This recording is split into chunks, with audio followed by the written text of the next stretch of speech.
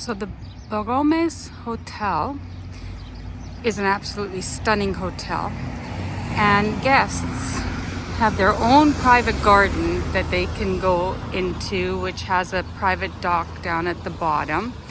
But today what is special is that there is a helicopter sitting in their private garden. So someone probably flew in for the night, staying at the Borromees, and left their helicopter out there.